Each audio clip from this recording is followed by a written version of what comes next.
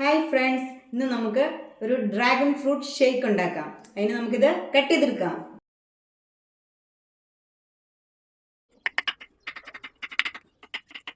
നമ്മുടെ dragon fruit cut ചെയ്തിട്ടുണ്ട്. ഇനി നമുക്ക് കുറച്ച് ചെറുപഴം കട്ട് ചെയ്തെടുക്കാം.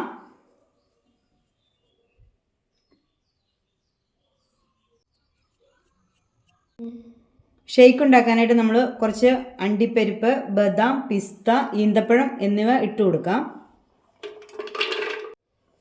ഇതിലേക്ക് നമുക്ക് കുറച്ച് പഞ്ചസാര ഇട്ട് കൊടുക്കാം.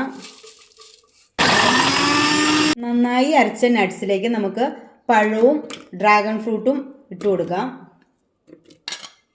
കുറച്ച് പാലും ചേർത്ത് നമുക്ക് നന്നായിട്ട് അരച്ചെടുക്കാം. അങ്ങനെ നമ്മുടെ ഡ്രാഗൺ ഫ്രൂട്ട് ഷേക്ക് റെഡി ആയിട്ടുണ്ട്.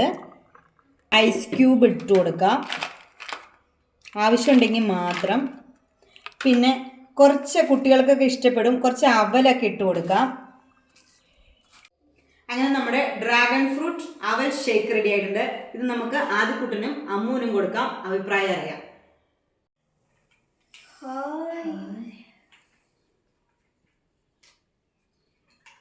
എങ്ങനെയുണ്ട്?